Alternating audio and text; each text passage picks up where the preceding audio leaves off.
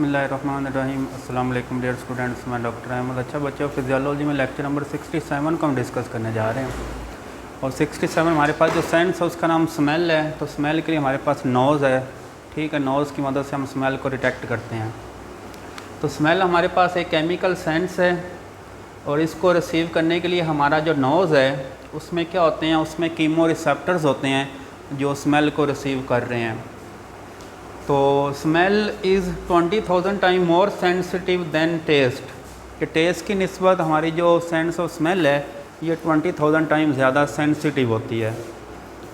अगर हम receptors of smell की बात करें तो ये जो रिसेप्टर्स हैं स्मेल के, ये लोकेटेड हैं इन रूफ ऑफ नेज़ल कैविटी, ठीक है। हमारी ये वाली जो नेज़ल कैविटी, ये नॉस्ट्रल्स होती हैं ओपनिंग, तो नॉस्ट्रल के बाद ये नेज़ल कैविटी आ जाती है। तो इसके अंदर ये कीमो रिसेप्टर्स मौजूद होते हैं और जिस एरिया पे ये मौजूद है उस एरिया को हम कहते हैं अल्फैक्टरी एपिथेलियम, कि हमारी नेज़ल कैविटी के अंदर अल्फैक्टरी एपिथेलियम है जिसके अंदर ये स्मेल रिसेप्टर्स मौजूद हैं।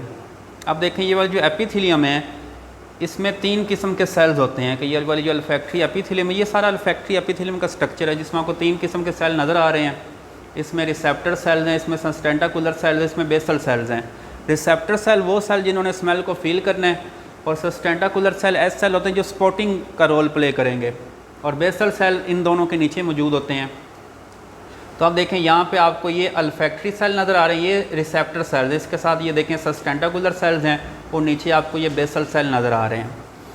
तो अब देखें ये वाले जो अल्फैक्टरी सेल्स हैं इसके ऊपर आपको ये सीलिया नज़र आ रहे हैं, ये सारे सीलिया हैं, ये धागों की तरह के स्ट्रक्चर्स होते हैं। और सस्टेंटाकुलर जो सेल्स हैं उनके ऊपर आपको ये छोटे छोटे हेयर नज़र आ रहे हैं, इनको माइक्रोवलाई कहते हैं। तो इसके बाद यहाँ पर हम इसका मैकेनिज़्म ही पढ़ लेते हैं। अब देखें जैसी स्मेल फील होती है कि हमारे पास जो स्मेल वाली जो चीज़ें हैं वो सबसे पहले क्या होती हैं, वो सबसे पहले इन सीलिया के साथ आके टकराती हैं। तो वो वाली जो स्मेल वाली चीज़ें वो सीलिया के साथ आके टकराती हैं, जिससे वो सीलिया क्या होते हैं, वो वाइब्रेट होते हैं।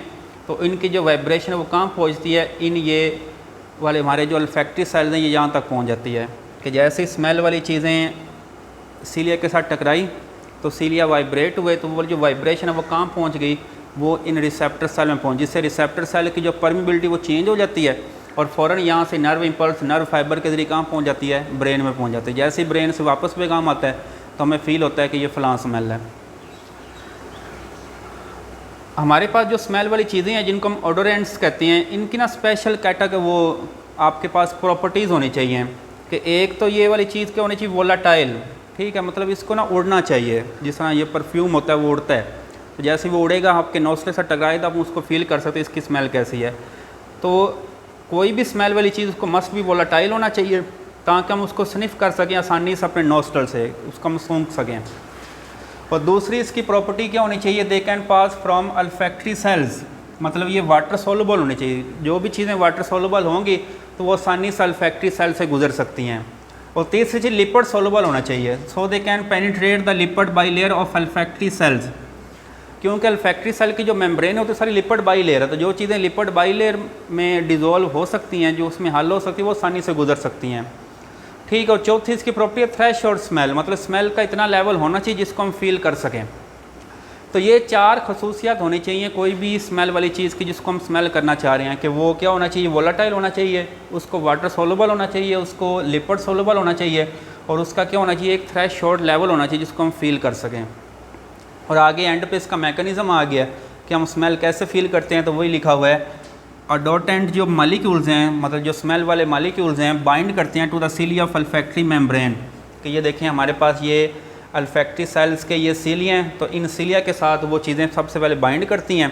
तो इससे क्या होता है फिर, increase permeability of olfactory ciliary membrane, कि हमारे पास ये वाले जो अल्फैक्टरी सेल्स हैं इनकी परमिएबिलिटी चेंज होती है, ठीक हो गया। तो ये रेस्टिंग से एक्टिव मेम्ब्रेन पोटेंशियल में चली जाती हैं। तो देखें यहाँ पे एक्शन पोटेंशियल मतलब यहाँ मैसेज पैदा होता है, नर्व इम्पल्स पैदा होती है, ठीक है। और वो नर्व इम्पल्स क्या होती है, नर्व फाइबर्स के लिए कहाँ चली जाती है, ब्रेन में चली जाती है। जैसे ये ब्रेन में जाती है फिर ब्रेन से वापस पैगाम आता है, तो फिर हमें पता चलता है कि ये फ़लाँ स्मेल कौन सी है।